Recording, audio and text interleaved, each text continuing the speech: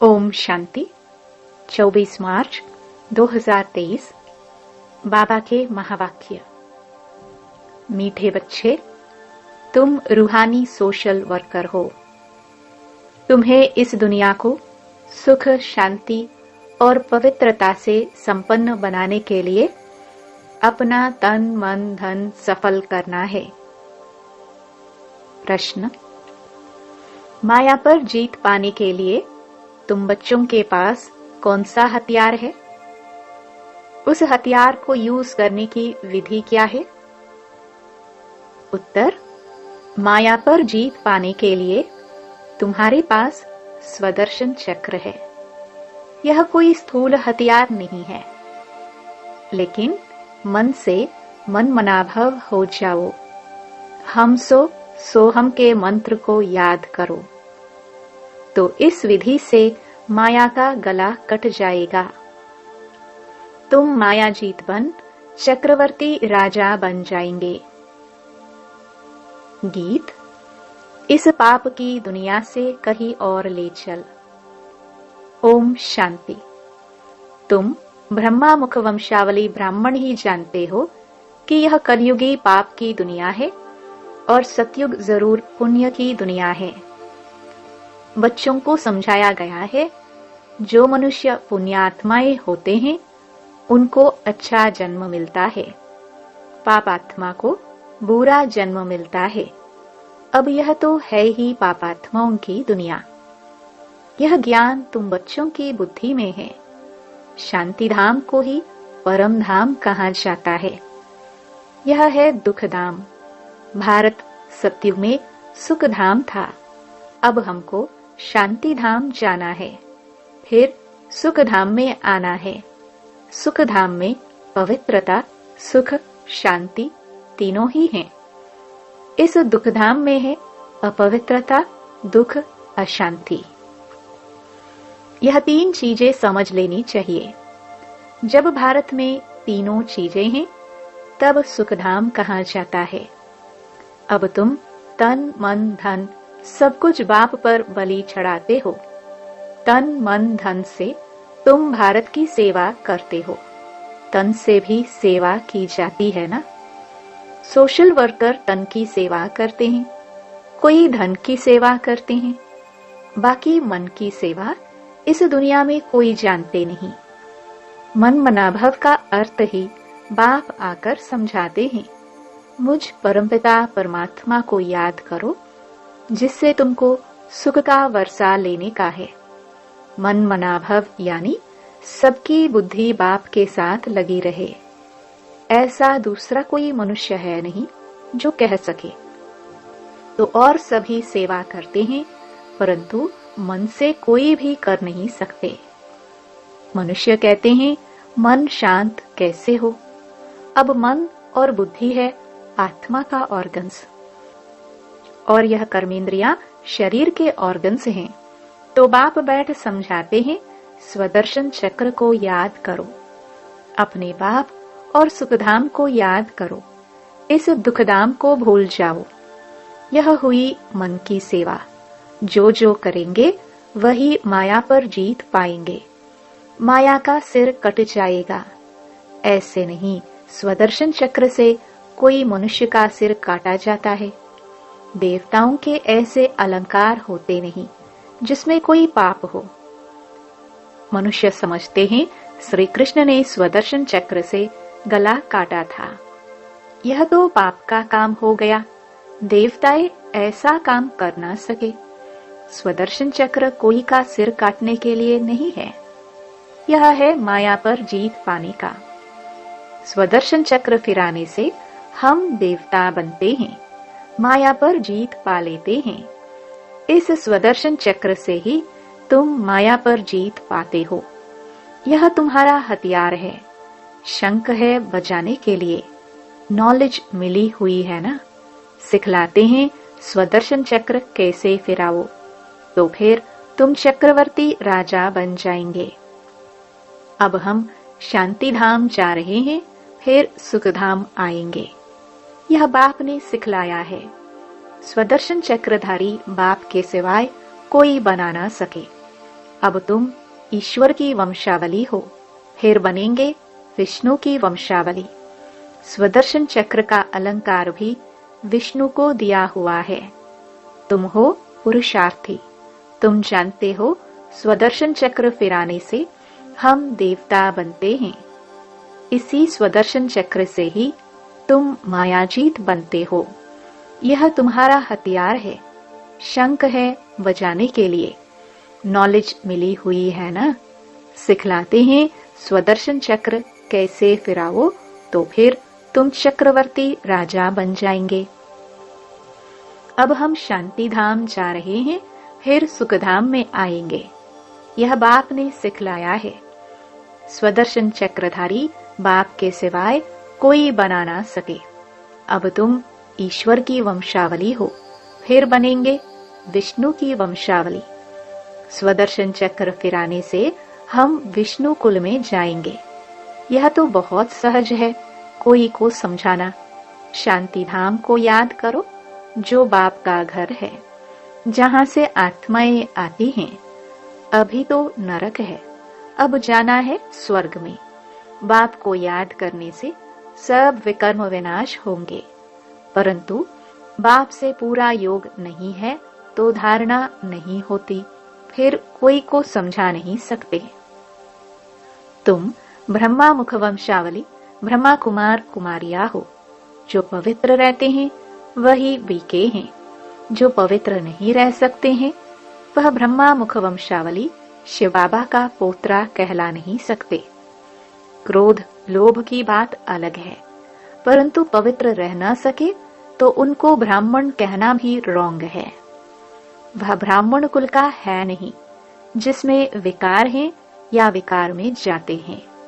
तुम समझा सकते हो, हम तो पवित्र रहते हैं, परंतु कोई विकारी बन खराब हो जाते तो वह ब्राह्मण कहलाने के हकदार नहीं। विकार में जाना पतित पना है। ऐसे पतित यहाँ आ नहीं सकते, परंतु कारणे अकारणे आने देना पड़ता है। अभी देखो, मकान बनाने वाले जरूर सब पतित लोग हैं ना, परंतु ब्राह्मण लोग तो यह काम नहीं करेंगे, तो उन्हों से काम लेना पड़ता है। कोई मददगार बनते हैं तो रहने दिया जाता है। वास्तव में पतित कोई रह नहीं सकता। यह है पावन बनने की जगह। पतित आएंगे तो जरूर। भारत पावन था, स्त्री पुरुष दोनों पवित्र रहते थे।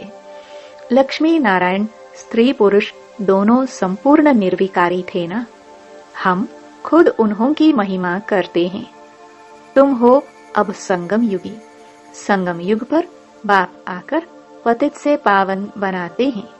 विषय विकारों में जाने वाले को पतित कहा जाता है। सन्यासी लोग विष को छोड़ते हैं तो पतित लोग उनको माथा टेकते हैं। विकार अक्षर बड़ा खराब है। निर्विकारी अर्थात वाइसलेस। विकारी को कहा जाता है विशियस, वैश्यालय है। बाप कहते हैं, मैं कल्प कल्प संगम पर आकर पतित से पावन बनाता हूँ, लायक बनाता हूँ। पावन दुनिया का मालिक बनाते हैं। स्वर्ग का मालिक तो स्वर्ग का रचयिता ही बनाएगा ना। बाप को समझाना पड़ता है, देवताए कितने धन के थे, अब तो सभी निधन के हैं। यह है दुखदायी दुनिया। सब एक दो को दुख देते रहते हैं। नंबर 1 दुख है काम कटारी चलाना, जिससे आदि मध्य अंत दुख मिलता है। इस दुखधाम में कोई को शांति मिलना ही असंभव है, क्योंकि सारी दुनिया का क्वेश्चन है ना। इतने सन्यासी पवित्र रहते हैं, फिर भी भारत तमो प्रधान हो गया है ना। सिर्फ वह पवित्र बनते हैं, इसलिए पतित मनुष्य उनकी सेवा करते हैं, भोजन देते हैं, महल आदि बनाकर देते हैं। तो जो पवित्र बनते हैं उनका नाम बाला होता है। बाप भी इन विकारों पर जीत पहनाते हैं। हम सो पूज्य देवता थे, यह सब भूल गए हैं। निर्विकारी देवी देवताओं की डिनास्टी चलती है। पूछेंगे वहाँ पैदाइश कैसे हो गई, सो तो जरूर वहाँ की जो रस्म होगी वैसे ही होगी। पहले तुम बाप से राजयोग सीख राज्य भाग्य का वर्षा तो लो। यह थोड़े ही पूछना होता है बच्चे कैसे पैदा होंगे। डायनास्टी तो चलती है, बस संन्यास है रजो प्रधान, देवताओं का संन्यास है सतो प्रधान। सन्यासी तो विकारों से जन्म ले फिर निर्विकारी बनने का पुरुषार्थ करते हैं। वह है निर्विकारी दुनिया, यह विकारी दुनिया। विकारी मनुष्यों को यह ख्याल रहता है कि विकार बिगर दुनिया कैसे चलेगी। जैसी उन्हों की दृष्टि वैसे ही सृष्टि बासती है। बाप कितना अच्छा बनाते हैं, लक्ष्य तो बुद्धि में रहता है ना।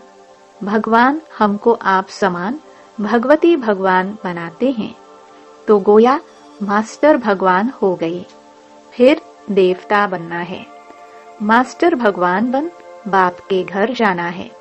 जैसे वह पावन है, तुम भी याद करते करते पावन बन जाएंगे, फिर पावन दुनिया में आएंगे। वहाँ दुख का नाम नहीं होता। मनुष्य ऐसे बन पड़ते हैं जो पावन बनने के लिए गुरु करना पड़ता है।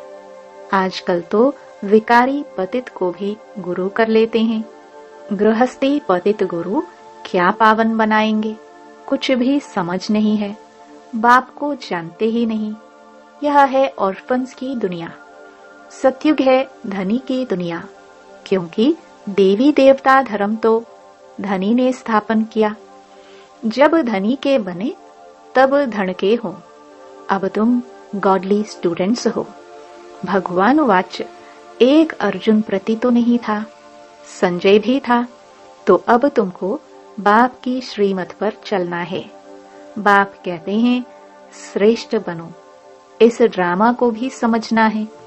क्रिएटर डायरेक्टर है परमपिता परमात्मा शिव। वह ब्रह्मा विष्णु शंकर को भी क्रिएट करते हैं, फिर उनको डायरेक्शन देते हैं। फिर ब्रह्मा की माला बदल रुद्र माला, फिर विष्णु की माला बनेगी।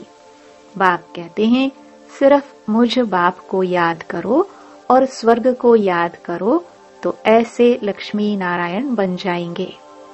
यह है सच्ची कमाई। मनुष्यों को कर्मों अनुसार जन्म मिलता है। अब बाप ऐसे श्रेष्ठ कर्म सिखलाते हैं। यहाँ है श्रीमत पर चल श्रेष्ठ बनने की कमाई।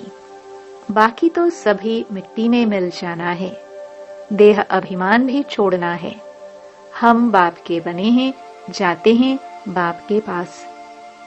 यह आत्मा कहती है बाबा हम आपकी याद में रह विकर्मों को काट ही लेंगे, फिर आप हमको स्वर्ग में भेज दोगे ना। नरक का विनाश, स्वर्ग की स्थापना तो होती है ना। महाभारी लड़ाई सामने है। इससे भी मुक्ति जीवन मुक्ति के गेट्स खुलते हैं। यहाँ तो देखो बैठे बैठे बीमारी लग जाती है, वहां तो सदैव आराम ही आराम है।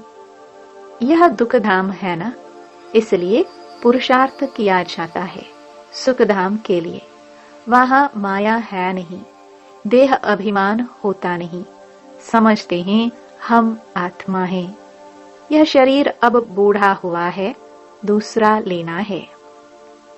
वहां यह ज्ञान नहीं रहता कि हम बाबा के पास जाते हैं। यह ज्ञान तुमको इस समय है।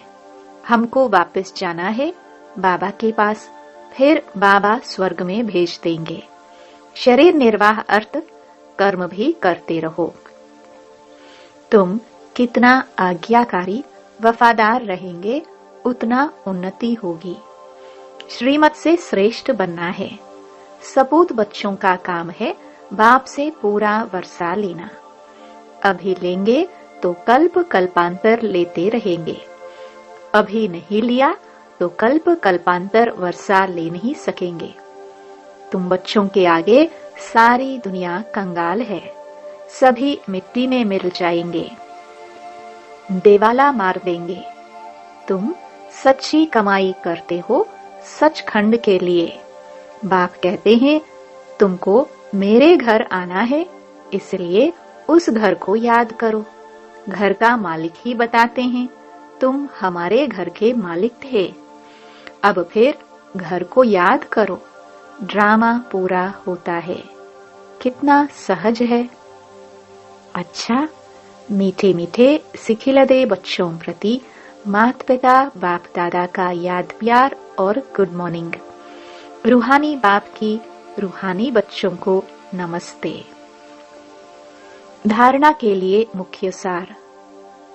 पहला, आज्ञाकारी, वफादार और सपूतबन बाप से पूरा वर्षा लेना है।